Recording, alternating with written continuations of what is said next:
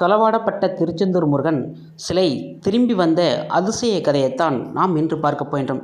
கடலில் மூழ்கியிருந்த முருகன் சிலையும் நடராஜ சிலையும் எங்கிருக்கிறது என்பதை தெரியப்படுத்த முருகப்பெருமான் கனவில் வந்த கதைதான் இது.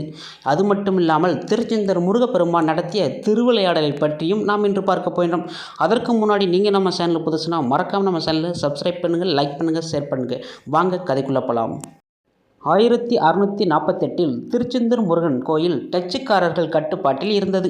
அச்சமயம் திருக்கோயில் திருமலை நாயக்கர் ஆட்சிக்கு கீழே இருக்கும் பகுதி என்பதால் டச்சுக்காரர்களை அங்கிருந்து அவர் வெளியேற சொன்னார். ஆனால் டச்சுக்காரர்கள் அங்கிருந்து வெளியேற மறுத்துவிட்டனர்.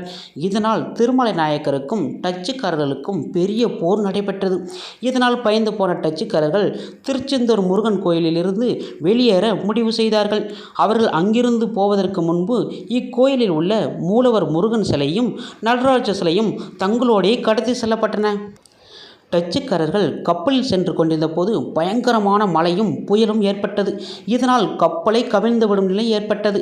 கடவுள் சிலையை திருடி கொண்டு வந்ததால் தான் இப்படியெல்லாம் நடக்கின்றது என்று பயந்து போய் டச்சுக்காரர்கள் முருகன் சிலையும் நடராஜ சிலையும் கடலில் தூக்கி போட்டு விட்டனர். சிலையை கடலில் போட்ட அடுத்த நிமிடமே மழையும் புயலும் நின்றுவிட்டது. பிறகு டச்சுக்காரர்கள் கப்பலில் தங்கள் நாடு நோக்கி சென்றுவிட்டனர். சில வருடங்களுக்கு பிறகு திருமலை நாயக்கருடைய பிரதிநிதியான வடமலையப்பன் பிள்ளையின் கனவில் தோன்றிய முருகன் தன்னுடைய சிலை கடலுக்குள் இருப்பதாகவும் அதற்கு மேல் ஒரு எலுமிச்சம்பழம் மிதப்பதாகவும் அதற்கு மேல் வானத்தில் கருடன் வட்டமிடுவதாகவும் கூறினார். இதை கேட்ட வடமலையப்பன் உள்ளூர் மக்களுடன் கடலுக்குள் சென்றார். அங்கே கடலில் எலுமிச்சம்பழம் மிதப்பதையும் அதற்கு மேல் வானில் கருடன் வட்டமிடுவதையும் கண்டு அங்கேதான் முருகப்பெருமானின் சிலை இருப்பதாக கூறி அங்கே குதித்து தேட சொன்னார். கடலில் குதித்தவர்கள் முருகன் நடராஜ சிலைகளை கடலில் இருந்து மேலே கொண்டு வந்து படகில் ஏற்றி சென்றனர்.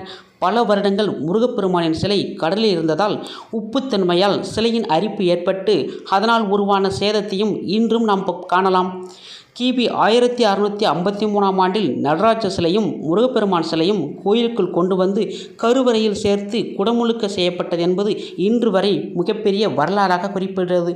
இதனால்தான் முருகப்பெருமானை தரிசித்தால் இன்று வரையும் நோய் நொடி இல்லாமல், பண கஷ்டங்கள் இல்லாமல், குழந்தை பாக்கியம் அனைத்தையும் கிடைத்து நல்வழியாக மக்கள் இன்று வரை முருகப்பெருமானை தரிசிக்க அன்றிலிருந்து இன்று வரை திருச்செந்தூரை நோக்கி பயணம் செய்கின்றனர். ஓகே நண்பர்களே, முருகப்பெருமானின் அருளை பெற நீங்களும் திருச்செந்தூர் சென்று நல் சந்தோஷம் அனைத்தையும் பெற்று நல்வழியை பெறுங்கள். ஓகே நண்பர்களே, இது போன்ற வீடியோவை நீங்கள் உடனுக்குடன் தெரிஞ்சுக்கொள்ள என்பி நியூஸ் சேனலை சப்ஸ்கிரைப் பண்ணி தெரிஞ்சுக்கொள்ளும். நன்றி, வணக்கம்.